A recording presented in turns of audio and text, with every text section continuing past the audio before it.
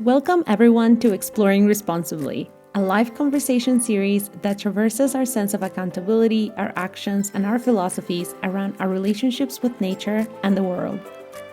The conversations happen live on Instagram and are then saved and redistributed in the hopes to reach more folks like you.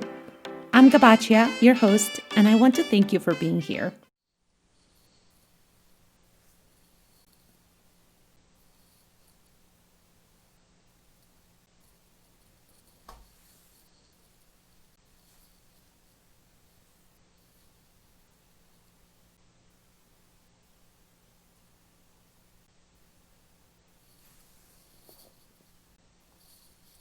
Hello, everyone, and welcome to the first ever episode of Exploring Responsibly. I am super excited about today's conversation with Marco from Xicanx Fly. So right now, hi Jess, we're just waiting for them to log in so that we can get started.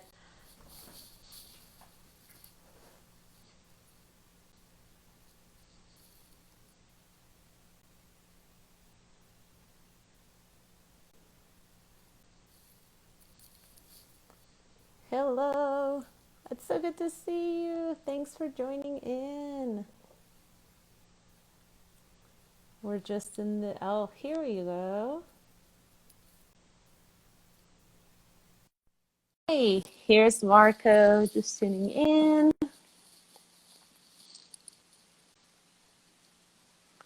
Hello!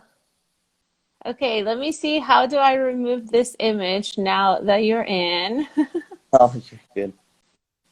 As we're learning this new process. Okay, awesome.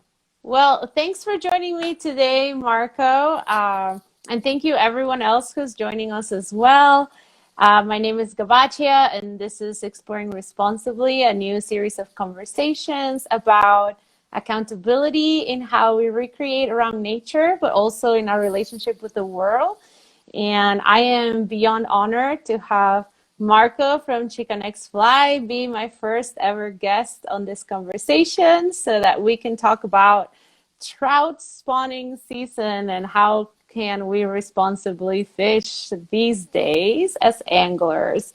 So before we officially dive into this conversation, I would like to take a moment to acknowledge the indigenous peoples who have stewarded the land that I am on today, who are the Pueblo people, and the Jicarilla Apache people here in Santa Fe, New Mexico.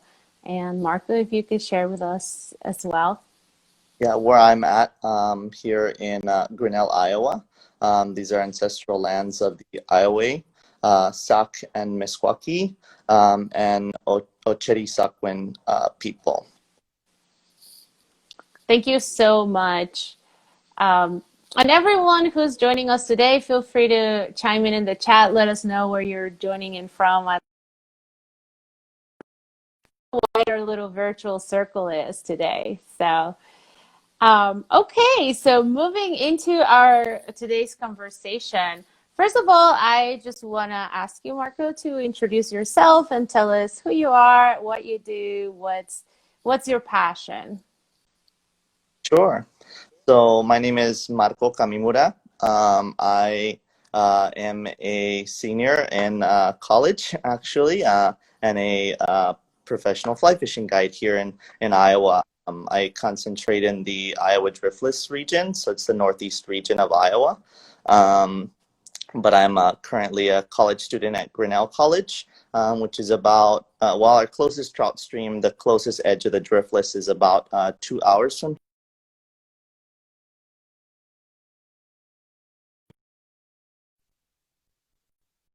corner, south of Minnesota, southwest of Wisconsin, part of Illinois, and Iowa, northeast Iowa. And it's a pretty special geologic region in that it was kind of skipped over by glacial, glaciation at the end of the last ice age. And like, the Great Plains were scoured by glaciers, the driftless region was skipped by glacial drift, which is why it's called driftless. Wow. Um, part of it. There are parts that are still considered the driftless that are now have found bits and pieces of evidence that glaciers did come through, but for the most part, it's all still considered the driftless region. And Cool. obviously, fly fishing. That makes sense. What are you studying in college right now? I'm a biology major, and my concentrate like with a focus in aquatic ecology. Fabulous. Thanks for sharing that. So before we get into the whole spawning stuff, I want to ask you, what does exploring responsibly mean to you? Sure. To me, it means a lot of things. It means acknowledging our people before us. It means acknowledging our culture, like, and when we're out there, and understanding, like, I guess who we are, in respect to the resource, the land that we're engaging with, as well as all the people around us. And the people that join us and the people that are unseen in those communities. Many we go into per se where I go to rural Iowa, northeast Iowa. Those communities engage with that land in a different way because of their proximity, and to be respectful and responsible when I'm there, because those are areas that will communities, not responsible. Um, and so, recreation in that way, I think, is a really important piece for me when I visit those places. I'm a visitor, and I need to, understand that. Thank you so much for sharing that.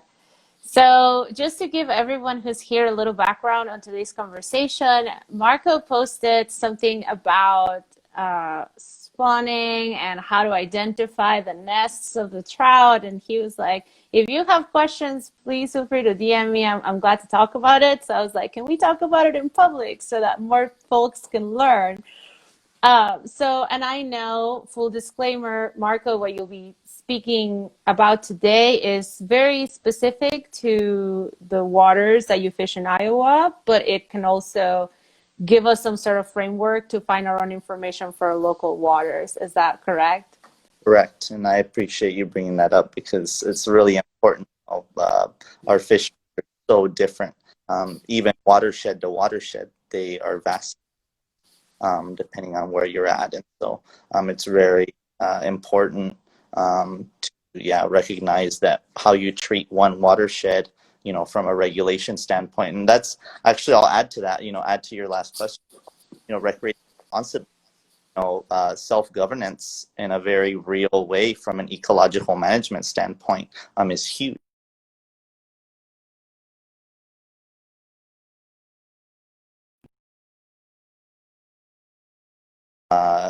Has its goals, and is very general, and it's not very good at addressing the specificities that need to be addressed from an individual watershed standpoint. States like Minnesota and Wisconsin have done a lot better job, in my opinion. And again, I'm in my 21 years of life, but I've only in the past few years have I actually gained academic knowledge, and I've even been just personal experience being in the resort, right, being on the land, like, more and more and more. Like, being a guide has put me on the water every week. I'm a student during the week, guide during the week, so it's given me a very different perspective, and come to realize that the top mile of a stream versus the middle 2 miles or one bend to the next, right? I mean, in a really very real way, are super, super, super different. And the way we manage those has to be the way we consider our individual management, right? And how we regulate our activities right, has to be engaged and in unit and with that knowledge. And so, yeah, like Minnesota and Wisconsin, they actually will section off different areas. Say, okay, catch and release, or this has a lower limit, or this has a slot limit. Right, a slot limit being, you can only keep fish either in this range or outside of this range, right? 12 to 16, or you can only keep fish in that size, or you can only keep fish smaller than 12 or larger than 16, right? So there are really complicated, I don't know. To people starting to come to the understanding, right, of what these mean, it is complicated, right? But when you are engaging with the land, it makes a lot of sense. It's like, oh this place is struggling right now. Now what I wish they would do is actually continue to change those regulations on an annual, if not seasonal basis, right? But it, we but we're trying to work towards that annual change dynamic. A dynamic system is really important in my opinion. I think that's a huge part of recreating responsibly as an angler, right? Is to have your own set of self-governing, right, morals, I guess. I don't know, like management, Right. and that with like experience and knowledge, I suppose. So being educated around what you want, what you're doing, I think is really important, and doing your best to be informed about it. Obviously, none of us will ever know everything, and that's fine. Yeah. Uh, No, I agree. And like you were saying, all these things are complicated, especially to a newcomer. And that's why I was like very interested when I saw your post because I know um, I I was I was fishing last fall. Nobody and I'm normally pretty good at like doing a little bit of research, but there are some things that you just don't know what you don't know, and you don't even know where to start searching. yep, So that's why I really appreciate having this conversation with you today because this year, when I go back in the water during the season, I really want to be informed and want to have some vocabulary to also empower other folks with that knowledge that may, be newer to the to the tradition of fishing. sure, absolutely. Yeah, and I can't. I can't speak to that enough. In my experience of not having somebody to talk to. Growing up in I would say in urban Michigan, like I didn't have any friends that fly fished, and those that I knew that fished weren't very ethical, and so I didn't really hang out with them much. And so it was really kind of, yeah, difficult to find that relationship with somebody that we could grow together, right? Like, okay, you know some stuff I don't know, I know some stuff you don't know, and let's put it together, and we're gonna keep building off of this. And so in my college years, I've found some of those people, and it's been awesome. And they've really, really helped me grow in a lot of ways, and it's a beautiful thing, right? When I don't know when you're able to find those bonds and relationships to grow with people. So I'm Abs- uh, right, right, right.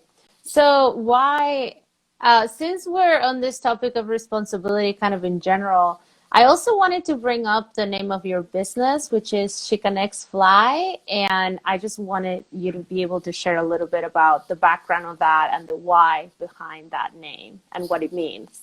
Yeah. So to me, it's a big part of my identity. I am of Mexican descent, as well as Okinawan, as well as Lebanese, and many others that I probably don't know about right now. And um, so being Chicano, right, or my that was a huge part of, like, growing up. I grew up in a predominantly Mexican, like, Chicano household. My grandparents were immigrants here from Ensenada and Tijuana in Baja California, and my great grandfather was actually a saltwater guide in Mexico, the hunting guide. And so that's the main reason I'm still fishing. I worse right my generation is because Right. of, I mean, many generations before him were also fishing. Um, so it was his guiding that actually got him paid enough to send all 10 of his kids to school to get an education, because Wow. schooling was another thing. And so he had 8 daughters and 2 sons, and his eldest son is my grandfather, my tato. Um, and my grandfather is the one that taught me to fish. And so that's how I started. And in a very real way, fishing was the way, and guiding was the way that my grandfather got here, through his education. It's the one reason he was able to come to the United States, and get work, actually get a pretty decent job and go to college here and stuff like that. So it's a really big part of my story. And so I wanted to value that story, and who I am, through that name, of being Chicano, but also recognizing my indigenous history through that lineage, of my family. So we know that we have ancestry in Mazatlan, Sinaloa, that is indigenous, as well as in southern Baja California. And so that is where the X in the beginning comes from. Nahuatl, and that's why I also put the pronunciation as SH. CH does not exist in the Nahuatl language. Right. And so the X at the end is non-binary, for inclusiveness and openness and love, for all people to join me, and join us on the water, and on the land, as everyone should be able to. That's just fabulous. I really appreciate it. I appreciate that you brought so much of your ancestry and your personal identity into your business, and that I think we've talked about this before, but how it's also a great conversation started, and for everybody that gets to be guided by you, they get a little piece of culture that it's probably not what they would normally expect out of a fishing trip. So it's kind of like a bonus cultural points. To me, it's normalizing it too, right? If you're gonna do anything with me, this is what you get, right? We're not just here fishing, right? I mean, there are these stories that people never tell. I ask people, one of the first questions I ask people is, why are you here? Like, how did you get here? Like literally, like, for fishing, right? I mean, kind of start there and then you build off of that, right? But like, who got you into fishing? How did you start fishing? Why are you fishing? How long does that go into your family? And I think it's a really neat gateway, right? Kind of topic to get people to look intrinsically and reflect on a deeper level, which is really cool and healthy, I think. Nice. Thanks so much. Um, I love that, the normalizing, keeping the visibility, uh, you know, getting comfortable with sharing our pronouns, which like today, I meant to do that. Totally forgot. Hi, I'm Gabaccia, she, her, ella. Yeah. He, him, his. Marco. You. There you go. Yeah, I recently added them to my profile, and then somebody put, I think, actually, Serene, I see her here. Serene posted on her story something about like normalize saying your pronouns and making sure that people know what they are. And I was like, yes, I need to do that. And I went to my profile and they were already there. I was like, okay, great. But it's kind of like I still have to think about it a little bit, and but it's good to catch ourselves and to keep striving to normalize it, and making sure that we can enable the space for everyone and everyone feeling included. Right. So why don't we get to it? So today, for everyone who's been joining us in the past couple of minutes, we're talking about fly fishing during the spawning season. So if you have any questions, you can type them on the chat, but you can also use that little question sticker, and I think that helps us answer the questions a little in a more organized way. So Marco, do you have an idea of how you want to start debriefing this, or So can I'll I just, throw a question? yeah, well, let me just start here just to on the this is a very controversial topic, right? In the Lincoln number one, right? And so I want to also say that I don't know everything, right? And from my experience, and I want just restate it, right? We talked about it earlier, but for those that have joined us, this is from my experience, and this is through my journey of analysis, right? And understanding and learning from other people. And so if somebody, listening to this or somebody that reads something later, I would love to, challenging what I say, challenging what I bring to the table, and that's totally fine, and that's awesome because that's part of learning. So I just want to start there because, yeah, I think it's important to put out there. But shoot away with the questions. So I guess my first question is related to what you just said. So I've this is something, so I've heard there's like the kind of purist conservationist folks who are like, it's spawning season, we put down our rods and we don't even get close to the river. So that's like one way about it. And then the other way is we can actually be out there fishing, we just need to be well informed and understand what's happening and how we can do that responsibly.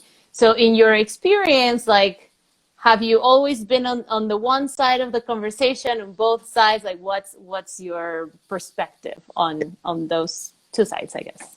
And that's the thing, right? Is like I've been on both sides, and I've tinkered on both sides. Um, and right now, I'll say I wouldn't say I hang up my rod, but I stay away. That's for sure. And I would say I stay away with the rod, right? So there's these certain areas, and so we'll get into the technicalities, right? So typically, again, I'm speaking from Iowa. So in the driftless, typically fish, well, trout, right? Brown trout and brook trout are the two species of trout in Iowa that are spawning right now. They're fall spawners. Um, Rainbow trout, cutthroat out west, and steelhead, right, are going to be spawning in the spring. And again, it just varies. It could start, I mean, you could, in Michigan, steelhead start spawning in February at the early. They won't peak till about the beginning of April, and yeah, end of March, beginning of April, depending on the year. But anyway, that's right. So there's these. It's a spectrum, right? And there's also your spawning season looks like March, right? Of activity, right? It kind of starts up and then it peaks and then it comes down. And so right now we're definitely on that uprise of activity. That week I posted, or probably a couple weeks ago, I posted that post about waiting. It's because my buddy messaged me and said, "Hey, we saw the first reds today."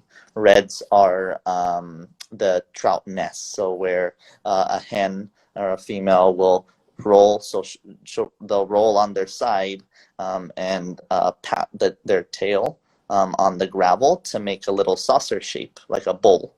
And they'll clear off all of the algae and anything that's on top of that gravel, so they clean it off. That's why if you look at the post, and I'll reshare it attached to this conversation, but I mentioned that reds look like glowing white like bottom, and so it's like in a dark area with a bunch of algae on top of the gravel. Typically you'll see a really, really clean area that's 1 to 2 feet wide, and up to 5 feet long.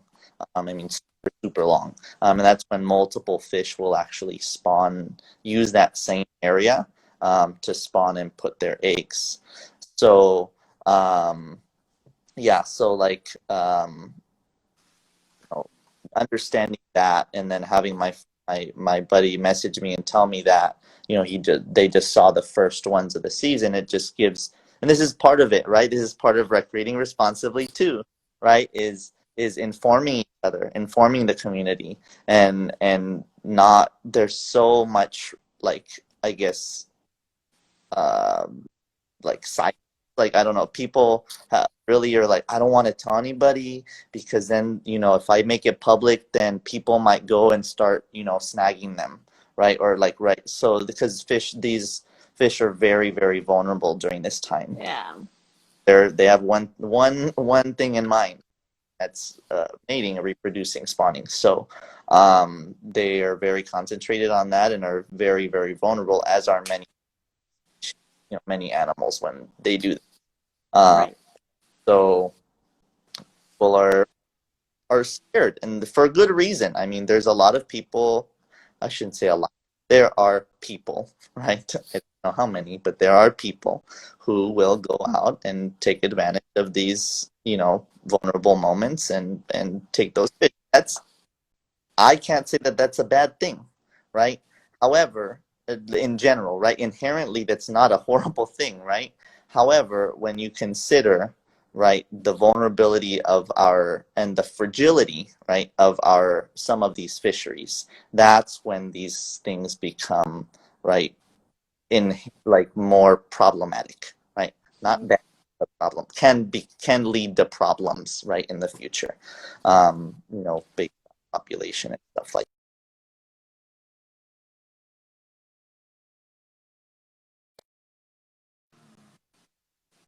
me. I don't necessarily put my rods down, for good, but I'm gonna move to something else. Something I try. So in our rivers, where a lot of their tributary streams that we fish, to major river systems. And so sometimes what I'll do is I'll move to the lower sections of those creeks, of those tributaries, where it's much less likely to find high densities of fish spawning in an area, and or move to the bigger river systems, where it's just a lot less likely. Because what happens is those bigger systems are going to move into those tributaries to spawn, and use those as nurseries. For the most Mm, part, biology is so variable, but you'll get fish that'll find in the main river and spawn there. So you just have to be aware of what you're looking for. And that being said, I actually mentioned that I would try to get some picture photos this past weekend of some reds. I actually wasn't able to. I So again, because I'm still guiding at this moment, I choose to cut my season short, even though Iowa is open all year round. I cut my season short during spawning. I am not willing to do that, to take people, because literally a lot of fish. So if fish aren't spawning, other fish still follow those spawning fish to eat their eggs, and so it just gets really, again, problematic. I don't my choice, right? I could have people fishing, around those fish, and I can tell them where to cast and do all that stuff, but the reality is that I don't want to create a bad image for people, right. and normalize these kinds of I'd rather normalize respect, right, and normal the privilege that we have to, right, it for food, then you right. um, Right. that's my perspective from a guiding standpoint. um, so yeah, I guess right now that's kind of where I'm at, but I've also been on the other side where I up like out the other up you catch right, and uh, when we catch everything, everything. If there's shit on, through the water, spawning, that fish, it's their fault, right? We're gonna. And I was like, but that's just how we grew up. Like I grew up like that. That's how we were taught.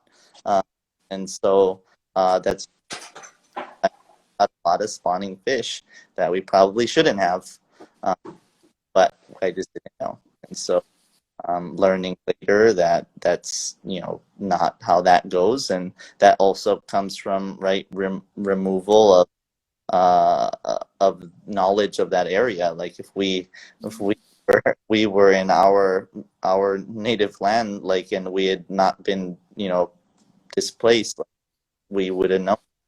I would have grown up knowing that. But yeah, so there's a Yeah, and I lot. think yeah, and going back,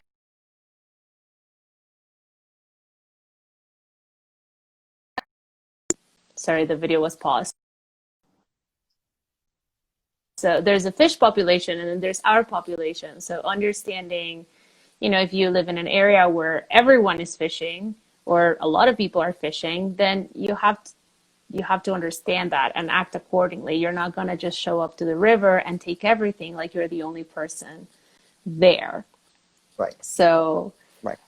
so I totally understand that part, and yeah, also understanding that we're gonna mess up and we're not going to be perfect. Like I'm here admitting, like last year I had just zero idea of how to know where they're spawning or that they were spawning.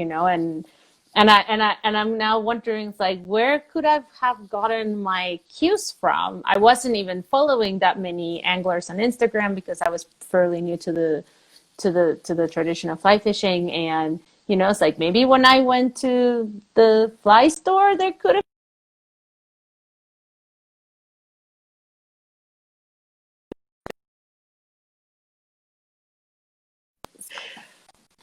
uh so that's just also something to consider, like how we as a community are communicating these things. Somebody, awkward angler, she says, I just saw my first red this weekend, heard of them but never knew what they looked like. So why don't we talk about that? Like, what I think you already Sure. said what a red is, but maybe you want to reiterate that and then just guide us into like what to look for. Yeah, so reds are going to be located on pretty shallow water, for the most part. And to be honest, if it's not wadeable and there's reds there, you don't necessarily need to worry about it that much because you're not going to be walking over them anyway. Um, so what you're kind of looking for, right? And that's why it's really important for us to know where they are.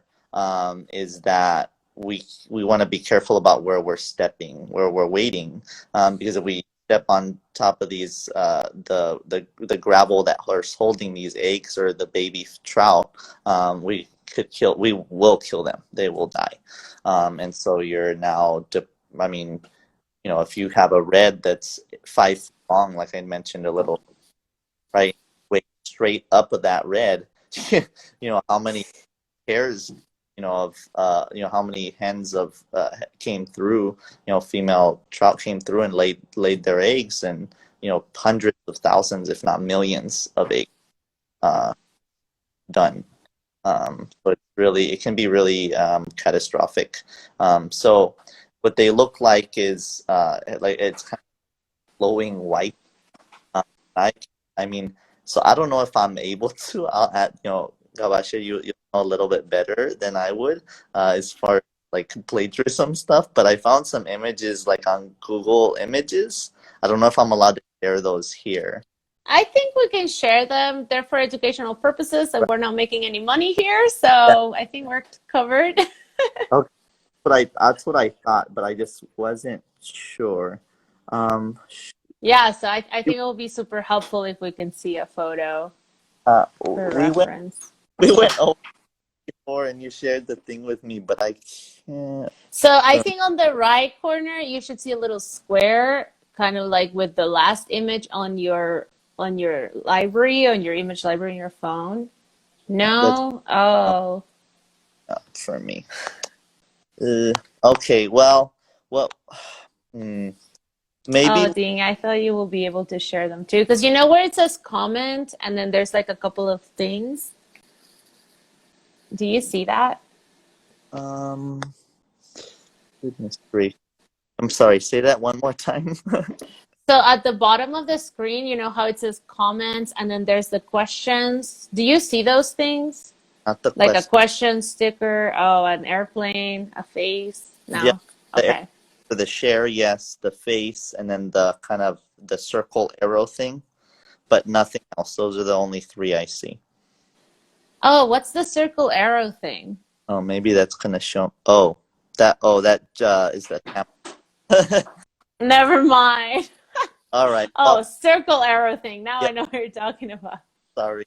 Okay, but just for reference for everybody, Marco has two great blog posts on his website, and I'll make sure I put it on the notes Yeah, and after we close and also on the chat so everybody can go check it out and see photographs of what we're talking about right now. what I'm gonna do is I'm just gonna Google this real quick.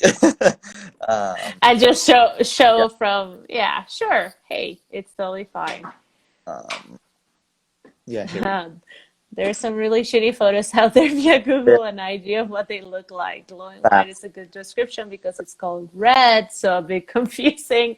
Oh yes, I That is totally agree. Like I yes. when I thought red, I Oh, also thought it was related to the color, obvious I'm naturally, but gonna try and show a few photos just to give variants here. So here's a cool. standing on the edge of one. Okay, so here is the red. Okay, here's another one over here, and there's a little small one actually, right? So Oh um, yeah. really small. These are huge. I mean, these are ginormous. I'm gonna guess that these are potentially from salmon or steelhead. Those don't look like trout reds. Trout reds are usually a lot like longer. I don't know. That's just a guess, but yeah, those are pretty large. What you're gonna find, actually, here's another one. So there's some trout right there.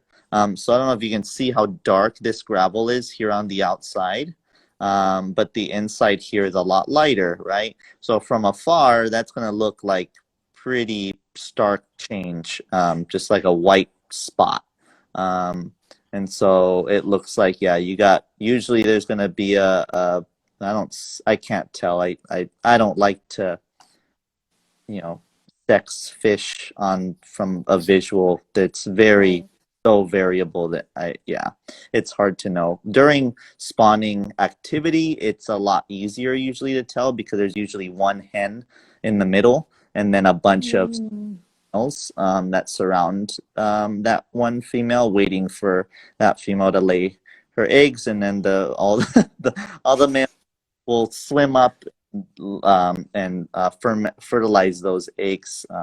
Usually, like anywhere from three to I've seen 7 males try and get in, get in on the action. nice. Sorry, I'm kind of scrolling through and talking. Here's Yeah, another. when you find a good one, yeah. And these are very shallow places, right? So Yeah, they should be fairly easy to spot. exactly. And here are a couple of brown trout, and actually, considering the angle of that trout right there, that's looks like that might even be a female. Usually the female is the larger one, but that trout is definitely fanning. So fanning means that the what I mentioned earlier when the females will lay on their side and flap Hmm. the gravel with their tail. That looks to me like what's happening right there. Um, I hope these images are clear for you guys. Um, Yeah, it's actually looking really good. I'm impressed on how sharp we awesome. can, So, at least I can see them. so there's another one. And again, these look to all be in really calm water, which is great for imagery. But I know a lot of y'all are like out west, and so in really a lot faster water. A lot of these look like Midwestern or Eastern U.S. creeks, um, which again is probably a lot better for. Oh, I think this is one I've used before, use it as an example. So you can see again the kind of darker substrate on the side, substrate meaning the bottom, and then that lighter area. And I hope that that is helpful. Yeah, I don't know what's up. Yeah, absolutely. I feel like now I'll probably notice them Yeah, some if I happen to be walking near one. here look like some steelhead. That's definitely a steelhead. That the little bit of spots there makes me think it's a sea run cutthroat, but I don't see the slash, so I'm gonna say that's a steelhead as well. And that's what fanning looks like again, just another. So that's before the red is created, right? So you can't even see it's not light colored, but they're beginning that process. So that is very, so that's part of this conversation too. Here, I'm gonna flip the camera back. That's a huge part of this conversation is understanding behavior, right? So if you see, and that's the way. So again, growing up in Michigan, I grew up fishing for steelhead and salmon. So I was lucky enough to get to see a lot of spawning happen, and what it looks like, and what the process kind of looks like, what the dance looks like. It's pretty beautiful. It's pretty awesome to just. And that's the other thing. Like I don't know. This is just me, right? It's a very privileged perspective. I understand that not everyone gets to just put down their rod and go out. Now it's a choice, right? Everyone has that choice, but I think it's really awesome. Just sit down and just watch, just enjoy it, right, and learn, and it's really beautiful. But if you see a hen spawning or hen fanning right on her side, and you'll see, I mean, she'll flash a ton, right? There's no question as to what that fish is doing. Um, Right. And do they do this like all day long, or is it like it no, doesn't matter, like there's no like morning, nighttime, or mm, middle of the day? it depends, and I think and this is where the way I explain this is I think it has a lot to do with like their knowledge, right, and the knowledge that they possess, and how to do this properly, right? Because the younger fish are not going to know to maybe do it at low light hours, right, in the dark Oh. night, or in the protection of low light, and so they're going to get eaten by predators, osprey and eagles and stuff. But that's right. So a lot of the younger fish, less experienced, are going to typically spawn during the you know more daylight hours. You will have a lot of uh, activity on over days. So when you get cloud cover and it's low light, right, just darker days, that's when you're going to get most of the activity, and it's because of protection. And the largest fish, the most mature fish, the oldest fish are going to spawn typically at night.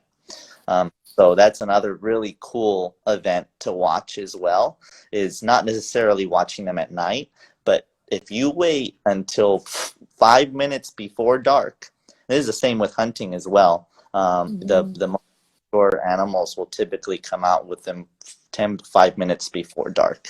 Um, and you'll just see big fish come out of the shadows of usually of the banks, or even from the deep hole, and you'll see them come up onto the gravel. I mean, pretty large. I mean, relative, right, to your fishery and your watershed and stuff. But the largest fish probably right before dark. Um, but yeah, so does that? I hope that kind of and uh, some of No, the it de what. it de it definitely did, and I'm excited to go try to find them just to watch them. I mean, as a new angler, going out there and seeing more fish than I catch is pretty normal. So I have a lot of joy in just watching them chase my flies and not eat them and stuff like that. So I wouldn't mind at all to just be able to sit down and kind of meditate while watching them, you know, go through their life cycle, which is kind of fascinating. So we talked about the reds and how to identify them Hmm. and understanding the behavior of the fish. What else do we need to know or do more research on our end? Um, so fishing part aside, right? I would also, right, so we kind of talked about the behavior. The behavior part is huge, right? Knowing where not to step, right? Knowing what reds look like. Well as knowing, so this is a super, super, super important part that,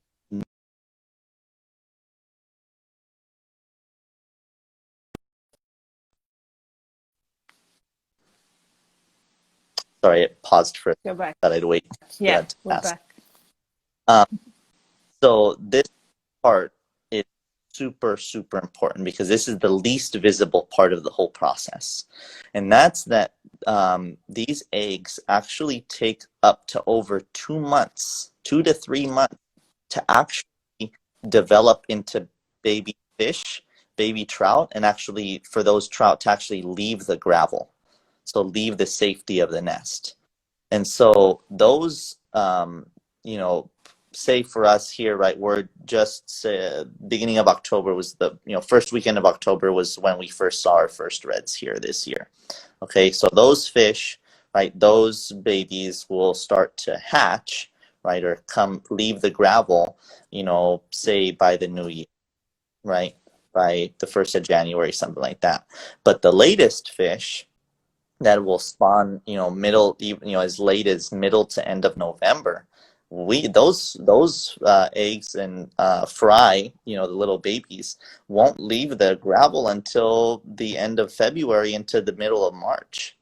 So this is a very, very long window that we need to be very mindful of. And I think a lot of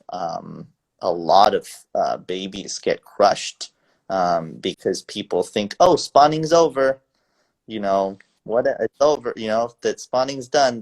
These fish anymore, and they think of them ironically, as though they're abandoned, right? And that's a big, Mhm. a lot, right? Of oh, they're just abandoned nest. Well, no, they're the adults maybe did abandon them, but the babies are still in there. And so being, mindful of that, um, you know, what's really hard too, this is really hard, is that a lot of these reds won't be super visible, right, by February and March, right? Right. Algae to grow on them, right? These, um, these reds will just seemingly disappear into the background of what was there before. And so something I would highly suggest, right, and this is part of, I think this is a really fun part, but it's also a responsible part, right, of being an angler, is that we have the awesome privilege of technology now, right? Or even using a notebook, right? But like, taking a map of any kind and marking where these reds are. When you're out fishing, right, actually mark them. Actually take note of where they are so that for next time, that they're still there, right? Um, and so just to be really careful and mindful of that as well. Um, so yeah, that I would say, if there's one thing that you may not find on a fishing platform of any kind around spawning, it probably is going to be that.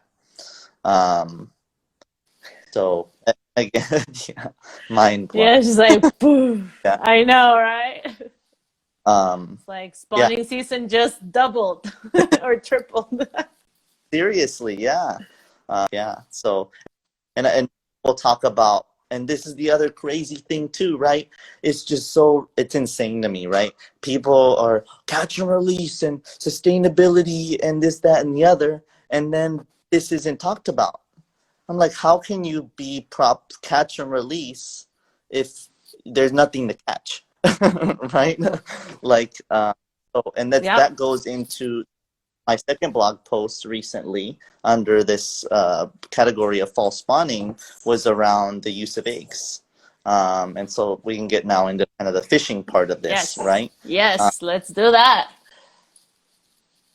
um, and so, the the reality, and again, right, the best way to, and most sustainable and most ethical way to do this is, oh, there we go. Yeah, Jake has an awesome tip to call a local fly shop, in the area and ask. That's a really, really great idea.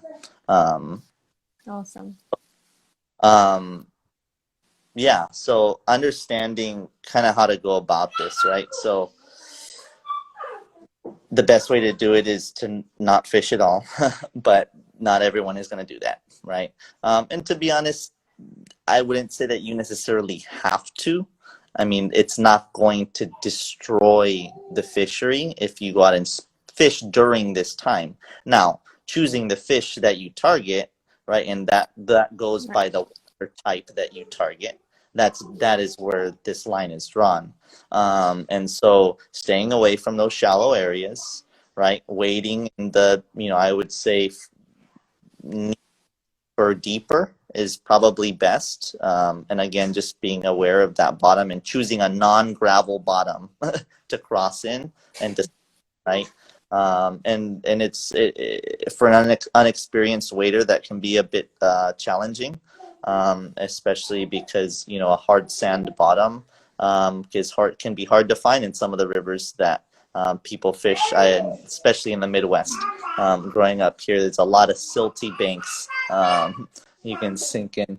Yeah, like my son got back from a walk, so Nice. um, yeah. So some of those. So okay, let's go back to the spawning scenario. Okay, so fish are spawning in the gravel areas, and you can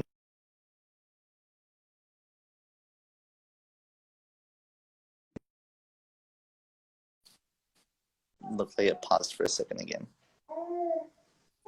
We're back. Okay.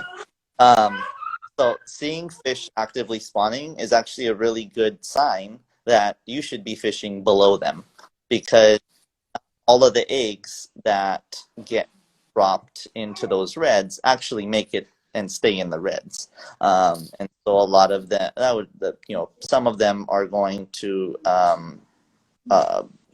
not are going to flow into the stream of the river, right? Right. And so those eggs now, they're unfortunately goners. They're not going to have, they're, uh, even if they're fertilized, they're not seeded into the gravel, and so they're not going to have a place to incubate, and go through that process. So fish, even of the same species, right, other trout, are going to capitalize on that high super Right. protein, uh, especially as they prepare for the winter. Um, so it's a really great time to fish egg patterns. It's a really great, even others aquatic biota are also going to capitalize on this. Leeches, a lot of leeches will eat the eggs. Salamanders, um, you know, um, a bunch of other things, and they'll actually, you can see, and then really, really good fisheries, like high populations of fish, in the eddies and the slow parts along the banks, you can actually see on the bottom. You may even see the white eggs, because they'll turn different colors as the less fresh they are. The more fresh they are, the more red and the more orange they are, right? Got The it. time they spend outside of the body of the fish, they will turn peach and then white.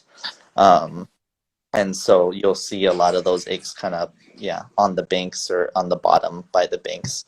So fish will continue to eat them.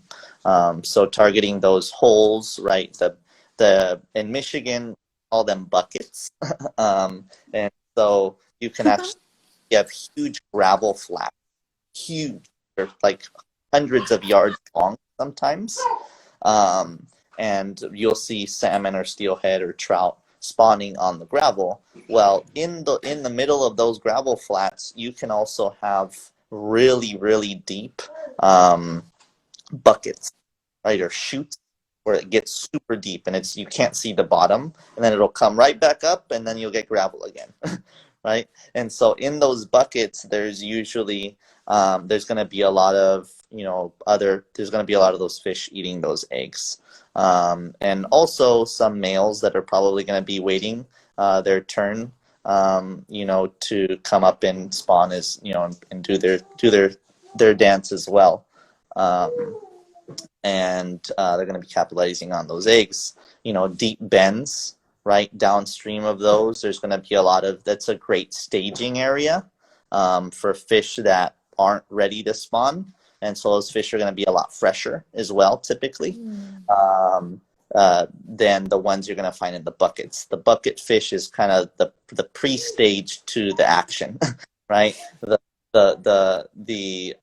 bend fish, right, in the deeper, really deep holes are going to be staging fish that are just not quite ready yet, right? They came in either from downstream or from the lake or from the ocean, right? Up to spawn, and they just got in, anywhere from a day ago to a week ago, but they're still fairly fresh.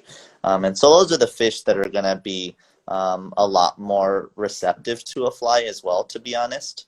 Um, and those are the fish that you want. They're also the healthiest, right? The most fit to Right. fight, right? If you target some of those other fish that have either just spawned or are getting ready to spawn, they're going to be a lot less equipped to handle a stressful fight. Um, so being mindful of that as well. And Um, those will be closer to the gravel. correct. Like, Correct. will they stay around Yeah. watching the red? Okay. Yeah. So if you can, that's the other thing too. If you can see a fish, do not cast at it. That's kind of that's a pretty good rule. If you can see a fish, don't cast at it. Um, because either they're to spawn, and that's the other thing too, from a bioenergetic standpoint. Like these fish are very vulnerable after they spawn. Post spawners are very, very vulnerable because they've just expended a ton of energy um, Right. on spawning. And so now they have to, and I have, and I'm sure there's data out there and research out there that talks about this a little bit, but here in Iowa, I have a pretty strong, um, like, I guess hypothesis, like a guess at the fact that where do fish um, decide to stay over winter, right? And I'm talking about large mature have really, really high calorie, right, intakes, and they need a lot of calories, right? And so if they had my theory is that if they had a really hard and rough spawning season, then they're probably going to stay in the smaller creeks where they can benefit from the thermal refuge a groundwater dominated environment, right, for higher thermal temperatures over the winter, where they're going to less uh, less bugs and less, right, other fish to eat. But at least they keep their bodies stagnant, right? They're not losing weight a ton. They can at least maintain weight. Whereas those large, fish that put on weight pre-season, right, Right. right, were able to handle the spawn a little bit better and are now able to go back to those larger systems and capitalize off of larger, calories, larger prey, right? They're piscivorous, right? They eat other fish. Um, so that's also part of my game of like how I find some of the larger fish is taking into consideration some of those factors. I typically try to stay away from the smaller creeks, up by the heads of those creeks for several months after the spawn to give them a bit to rebound. Just because, right, of that theory, right? That's my theory. I don't. Yeah. Well, but you're there and you're observing. So, and I think that's something that is not appreciated enough in our culture. The fact that, our own personal experiences are knowledge and they are valid, especially if you've been around enough to observe through several seasons in one same river. Hello, friend. Hola, saluda. Hola, hola. So I actually think Instagram is gonna kick us out in like 30 seconds. So I just want to thank you, Marco, so much for joining me today. Everybody, go check out Xicanx Fly and check out his website so that you can see some more photos of the fish, of the eggs, the gravel, the reds, and all the things that we learned about today. I'll try to put together like a recap post just to do some like actionable items from all the wonderful tips that you gave us today. Is there anything else that you would like to add? Exploring Responsibly is 100% generosity powered, so please go and check out our guests' work and support them. All relevant links can be found in the show notes. If you want to support this space further, you can also become a patron at patreon.com/Gabaccia. I'm Gabaccia, your host, and I once more want to thank you for being here.